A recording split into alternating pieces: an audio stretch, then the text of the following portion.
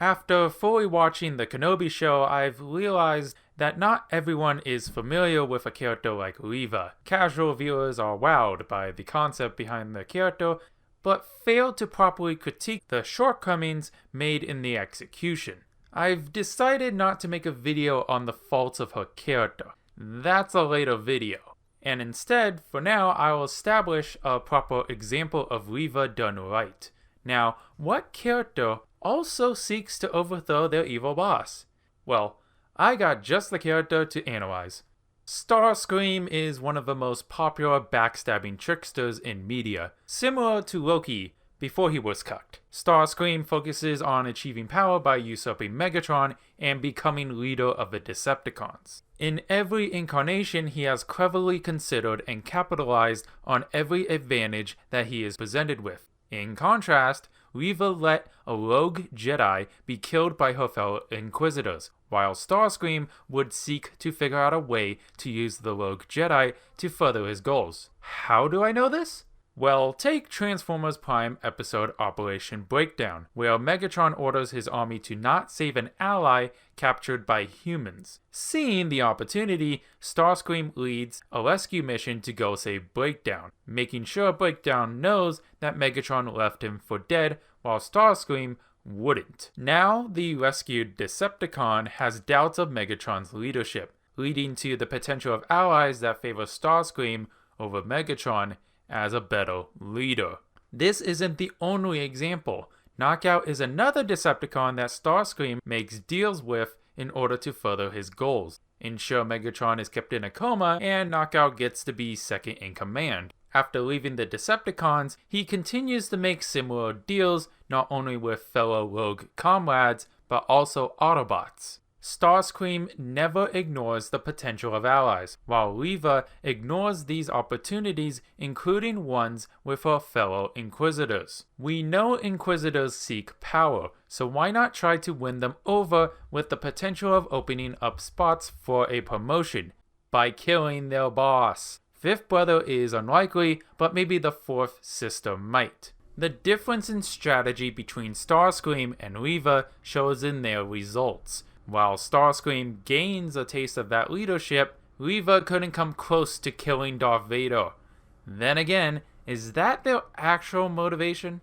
The show reveals Reva is seeking to kill Vader out of revenge for the death of her friends during the siege of the Jedi Temple on Coruscant. Deep behind the civilian hand-chopping and child torture is a character who seeks to avenge those she loves. Starscream deep down secretly wants to be important in a larger galaxy by becoming the leader of the Decepticons, the most important position he can reasonably achieve. Each character's motivation has an emotional layer tied to it, with one tied to the pain of loss while one is tied to selfishness. Reva's motive should mean that her fallen friends are constantly at the forefront of every decision she makes, which is at odds with actions like cutting a civilian's hand off and letting her fellow Inquisitors kill a Jedi who appears to be the same age as herself, meaning he was a youngling just like her who experienced Order 66. This rogue Jedi should muster some sympathy and or trigger a reminder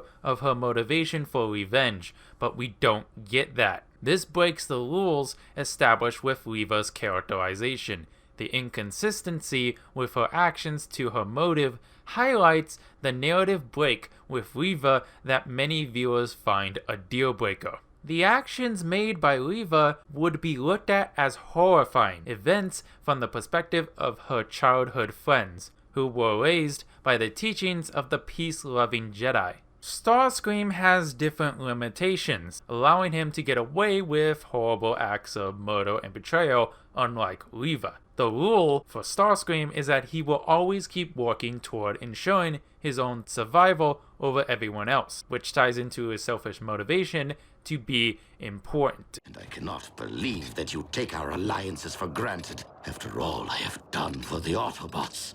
Helping to restore your memory, saving Arcee's life. While you have at times proved beneficial to us, it has been only to further your own interests. Well, we can't all be as selfless as you, now can we?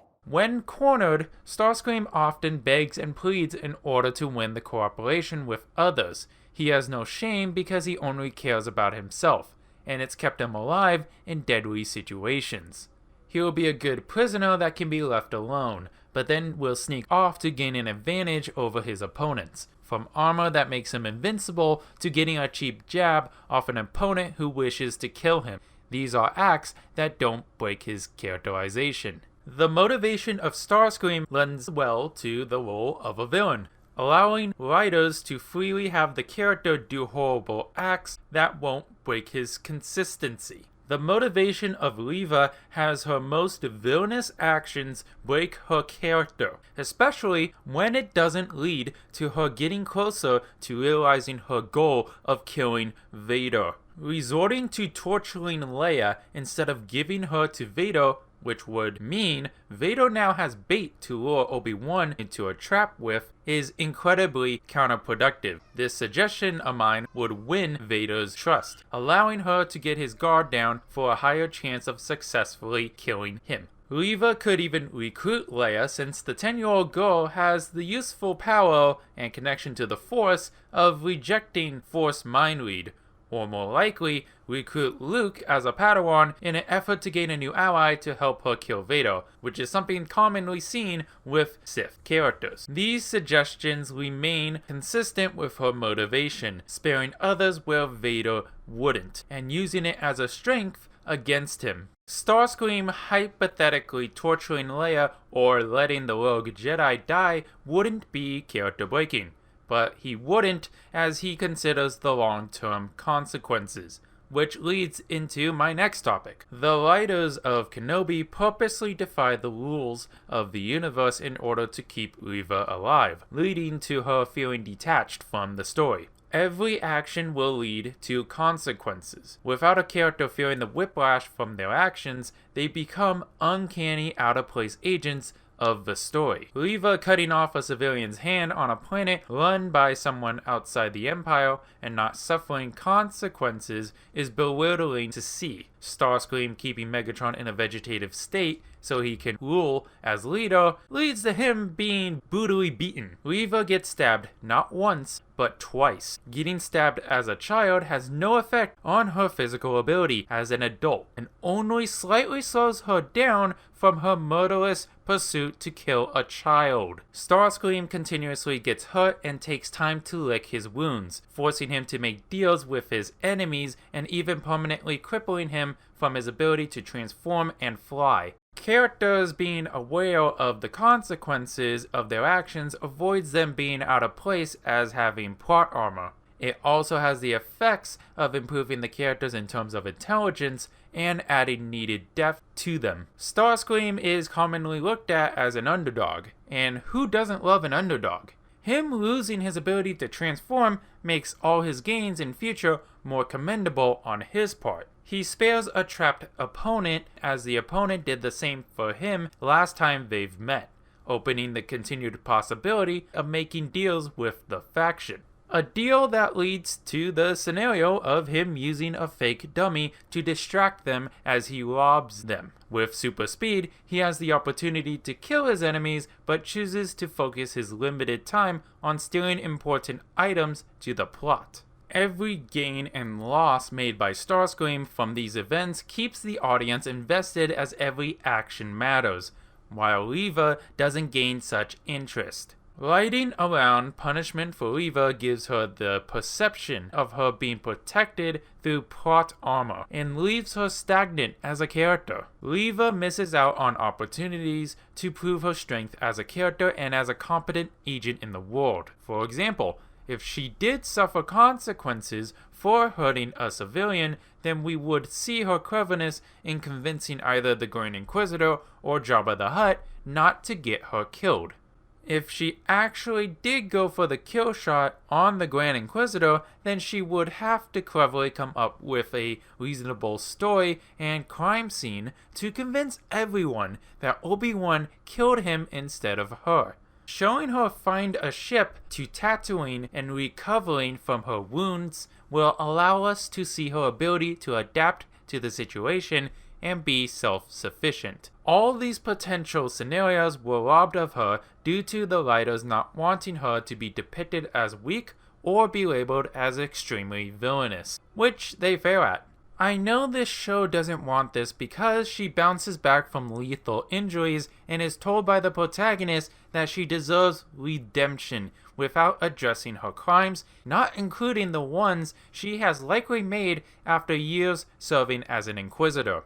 This doesn't work for viewers because she shows no restraint in her actions, while the scenarios I mentioned about Starscream show that restraint. Think of restraint as foreshadowing the good nature of the character, which is necessary to support the justification of a redemption arc for Reva and Starscream not being, well, killed off by any number of people he's previously screwed over. It doesn't help that she is rarely punished for her actions, and when she does, she is cradled by the writers. You have failed me for the last time, Admiral. Captain Piet. Yes, my lord. Make ready to land our troops beyond their energy field, then deploy the fleet so that nothing gets off the system. You are in command now, Admiral Piet. Thank you, Lord Vader.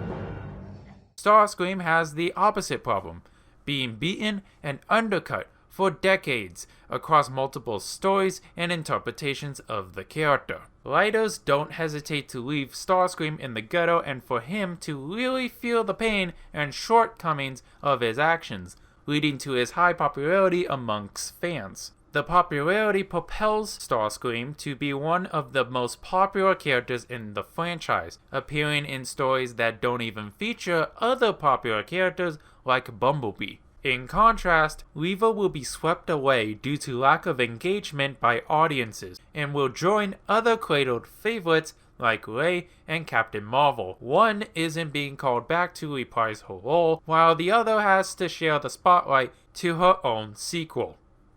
Now, was this video an excuse to praise one of my favorite characters while also kicking the dead horse that Star Wars is now? Well, yes. Yes, it was. That doesn't mean we can't discuss how to properly handle a villainous character. I would say this would improve Reva when they decide to continue her story, but I doubt Star Wars writers will take any criticism and not label me as a racist. An inaccurate assessment because I'm a transformer, so it's more being speciest. Oh well, it was still nice to talk about how great Starscream is as a character. The next video is going to be non-Transformers related, so just a firm warning for all of you looking for just Transformers content. Last thing I want to mention is to follow my Twitter for updates, as it's pretty hard to talk to you guys directly without community posts being available to me yet. So anyways, till all one. See you around.